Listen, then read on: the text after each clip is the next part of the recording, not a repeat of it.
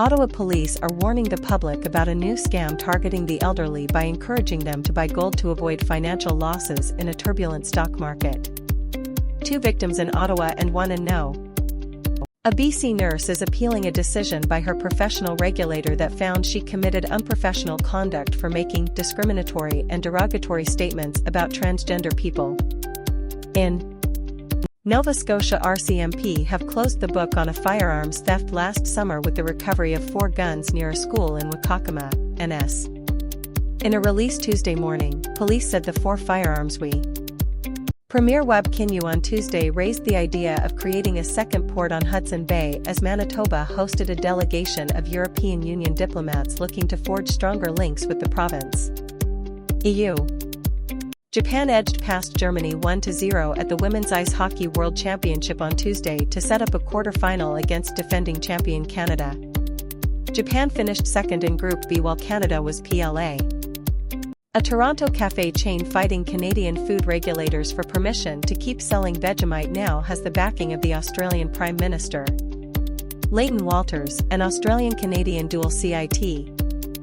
The Nova Scotia government is offering municipalities a blueprint on how they can protect the province's 13,000 kilometres of coastline. Environment Minister Tim Hellman on Tuesday announced a new Hippity, hoppity, Easter's on its way, but people in the US may have to think outside the basket this year.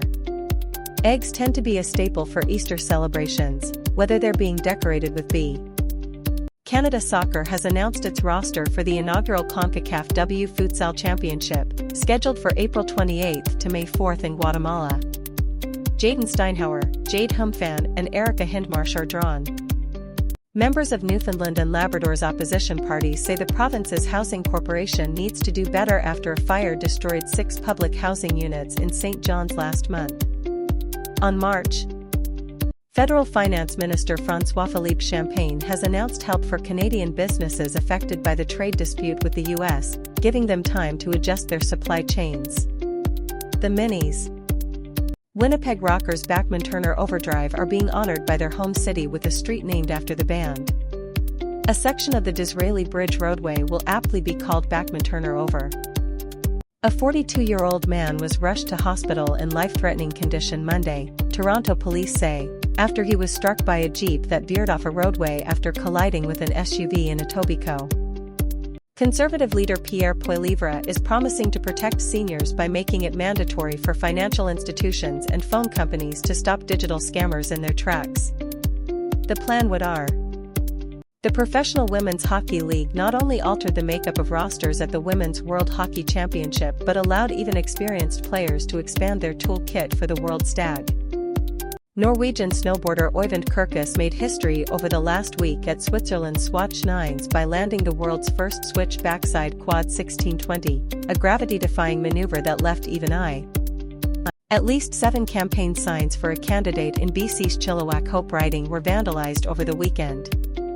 Images shared by NDP candidate Terry Westerby, who is a transgender man, show that Amid a province-wide measles outbreak, Ottawa health authorities are bracing for the possibility of the virus emerging in the city. As of yet, there are no known cases of measles in Ottawa, but there'll be a lot of emotion circulating at BC Place on Wednesday when Canada's new Women's Professional Soccer League officially launches. And Lydia Bedford wants one in particular to be dominant.